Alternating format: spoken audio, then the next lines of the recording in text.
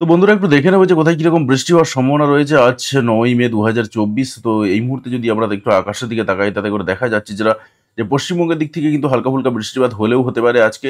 যদি আমরা একটু বেলার দিক করে দেখি তাতে করে হয়তো দেখাতে পাওয়া যাবে যে বর্ধমান, ঘুষকরা এই সমস্ত এলাকার দিকে বা দুর্গাপুরের দিক থেকে হালকা ফুলকা বৃষ্টিপাতের সম্ভাবনা রয়েছে। এই মুহূর্তে যেটা বৃষ্টিপাত দেখাচ্ছে হয়তোবা বৃষ্টিপাতটা হচ্ছে না, কিন্তু এই বৃষ্টিপাতটা হওয়ার চান্স রয়েছে। মোটামুটিভাবে ৪ মিলিমিটারের মতন বৃষ্টিপাত হওয়ার চান্স রয়েছে, সেরকমই দেখতে পাওয়া যাচ্ছে। পাশাপাশি বাংলাদেশের সিলেটের দিকে যদি তাকাই সেখানেও কিন্তু বৃষ্টিপাত দেখতে পাওয়া যাচ্ছে। আমরা একটু এগিয়ে যাবো এবং দেখার চেষ্টা করবো যে আর কি সম্ভাবনা রয়েছে। আমরা ঠিক ৮টার দিক করে যদি দেখি তো তাতে করেও দেখা যাচ্ছে যেটা যে বর্ধমানের দিকে, বাঁকুড়ার দিক থেকে বৃষ্টিপাতের সম্ভাবনা রয়েছে। দুর্গাপুরের দিকে, সোনামুখীর দিক থেকে, বিষ্ণুপুরের দিক থেকে, কতুলপুর, আরামবাগ এই সমস্ত এলাকার দিক থেকে কিন্তু বৃষ্টিপাতের সম্ভাবনা রয়েছে।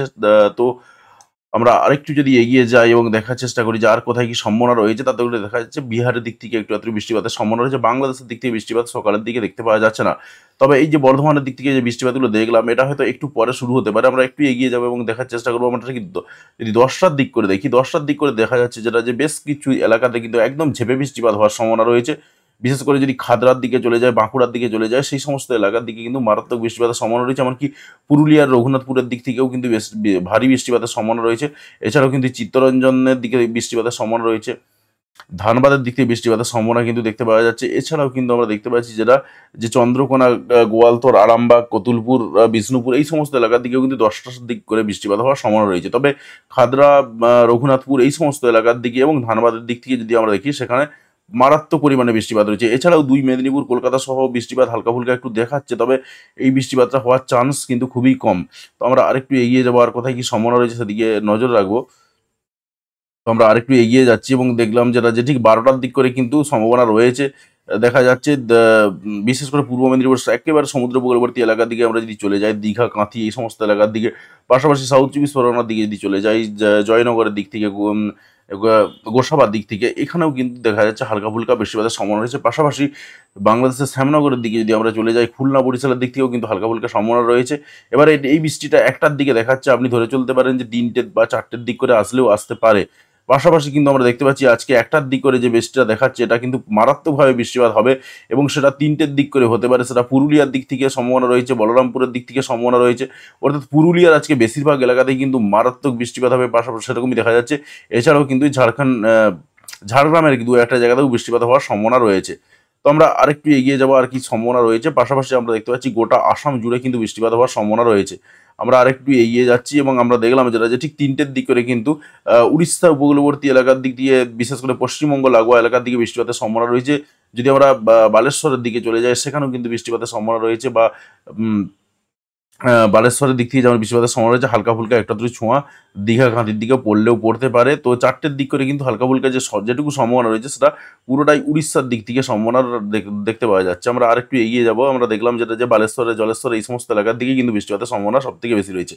এবং রাত্রি ৮টার দিক করে আমরা যদি তাকাই সেখানে দেখতে পাওয়া যাচ্ছে যেটা শিলিগুড়ি, আলিপুরদুয়ার, জলপাইগুড়ি এই সমস্ত এলাকার দিকে বৃষ্টিপাতের সম্ভাবনা রয়েছে। তবে মারাত্মক যে বৃষ্টি হবে এমনটা নয়। পাশাপাশি উত্তর দিনাজপুরের দিক থেকে যদি আমরা তাকাই সেখানেও কিন্তু বৃষ্টিপাত কিছু কিছু জায়গাতে রয়েছে। পাশাপাশি বালুরঘাটের দিকেও যদি আমরা দেখি সেখানেও রয়েছে। এছাড়াও কিন্তু বাংলাদেশের গোটা রংপুর জুড়েই কিন্তু বৃষ্টিপাতের সম্ভাবনা রয়েছে। তবে সেটা রাত্রি ৮টার দিক করে হয়তো ধরে চলতে পারেন আপনি ১০টার দিক করে বা ১১টার দিক করে বৃষ্টিটা আসতে পারে। তবে ছিটেফোঁটা বৃষ্টিপাত, মারাত্মক কিন্তু বৃষ্টিপাত হবে না। আমরা আরেকটু এগিয়ে যাবো এবং আমরা দেখলাম যেটা রাত্রের দিকে গভীর রাত যখন তখন ঠিক বৃষ্টিপাত আসার সম্ভাবনা রয়েছে। মালদার দিক থেকে বৃষ্টিপাত আসার সম্ভাবনা রয়েছে, পাশাপাশি মুর্শিদাবাদের দিক থেকে সম্ভাবনা রয়েছে। এছাড়াও বীরভূমেরও ২-১টা জায়গাতে বৃষ্টিপাত হতে পারে। পাশাপাশি বাংলাদেশের সিলেটের দিক থেকে যদি আমরা তাকাই সেখানেও কিন্তু হালকা ফুলকা একটু আধটু বৃষ্টিপাতের সম্ভাবনা রয়েছে। তো আমরা আরেকটু এগিয়ে যাবো, আর কি সম্ভাবনা রয়েছে সেদিকে একটু তাকাবো। তো রাত্রি ২টোর দিক করে যদি দেখি তাতে করে দেখা যাচ্ছে নদিয়া এবং বিশেষ করে ২ ২৪ পরগনার কিছু কিছু জায়গাতে বৃষ্টিপাতের সম্ভাবনা রয়েছে। বিশেষ করে উত্তর ২৪ পরগনার দিক থেকে বৃষ্টিপাতের সম্ভাবনা সবথেকে বেশি রয়েছে। এছাড়াও কিন্তু যদি আমরা বাংলাদেশের দিকে তাকাই সেখানেও কিন্তু দেখতে পাওয়া যাচ্ছে বাংলাদেশের বেশ কিছু এলাকার দিকে বৃষ্টিপাতের সম্ভাবনা রয়েছে। বিশেষ করে যশোরের দিকে যদি আমরা চলে যাই সেখানে কিন্তু বৃষ্টিপাতের সম্ভাবনা রয়েছে। এছাড়াও কিন্তু মাদারীপুরের দিক থেকে বৃষ্টিপাতের সম্ভাবনা রয়েছে, সেরকম কিন্তু দেখা যাচ্ছে।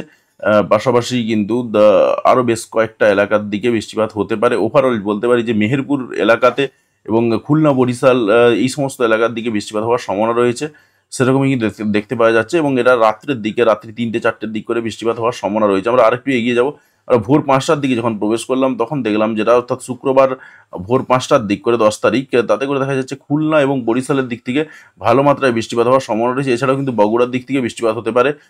তো পুরোটাই কিন্তু বাংলাদেশের দিক থেকেই শুক্রবার বৃষ্টিপাতের সম্ভাবনা রয়েছে।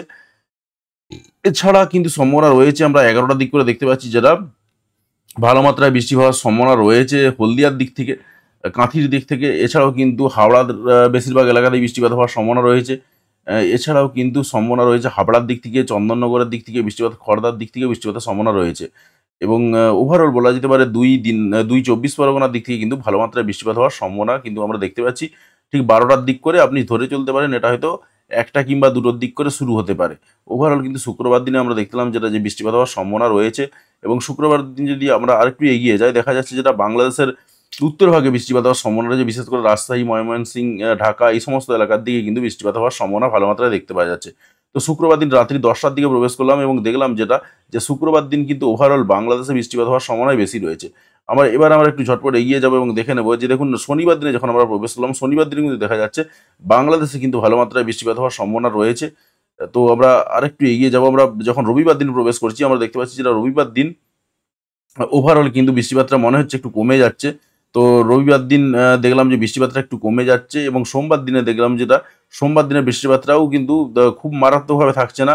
উড়িষ্যার দিক থেকে একটু আধটু বৃষ্টিপাত হওয়ার সম্ভাবনা বেশি রয়েছে, সেরকমই দেখা যাচ্ছে। আমরা আরেকটু এগিয়ে যাবো এবং মঙ্গলবার দিনে যখন আমরা প্রবেশ করছি, মঙ্গলবার দিনেও দেখা যাচ্ছে বৃষ্টিপাত কিন্তু আস্তে আস্তে মোটামুটিভাবে অনেকটাই কম রয়েছে তুলনামূলকভাবে।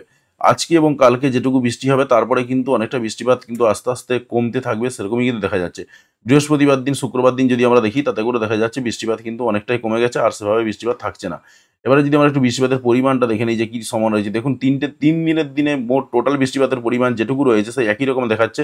বাংলাদেশের দিক থেকে বিশেষ করে বাংলাদেশের মেহেরপুর, ঢাকা এই সমস্ত এলাকার দিকে বৃষ্টিপাতের পরিমাণটা সব থেকে বেশি রয়েছে। প্রায় 50 থেকে 52 মিলিমিটার পর্যন্ত বৃষ্টিপাত রয়েছে, কোথাও কোথাও 60 মিলিমিটার রয়েছে। তুলনামূলকভাবে পশ্চিমবঙ্গের দিক দিয়ে যদি আমরা তাকাই, পশ্চিমবঙ্গে কিন্তু 12 থেকে 14 মিলিমিটার বা 22 থেকে 24 মিলিমিটার মতন বৃষ্টিপাত রয়েছে, খুব বেশি কিন্তু বৃষ্টিপাত নেই। আবার উত্তরের দিকে যদি আমরা তাকাই, উত্তরের দিকে কিন্তু তুলনামূলকভাবে অনেকটাই কম রয়েছে। যেটুকু রয়েছে সামান্য পরিমাণই হবে। বালুরঘাটের দিক থেকেও যদি দেখি আমরা, সেখানে 5-6 মিলিমিটারের মতো বৃষ্টিপাত রয়েছে এবং 3 দিনে মোট বৃষ্টির পরিমাণ সুতরাং বোঝা যাচ্ছে উত্তরবঙ্গে কিন্তু মারাত্মক বৃষ্টিপাতের সম্ভাবনা নেই, দক্ষিণবঙ্গে কিন্তু বৃষ্টিপাতের সম্ভাবনা রয়েছে। পাশাপাশি ত্রিপুরার দিকে যদি আমরা তাকাই, সেখানেও কিন্তু দেখা যাচ্ছে যেটা ভালো মাত্রায় বৃষ্টিপাত রয়েছে।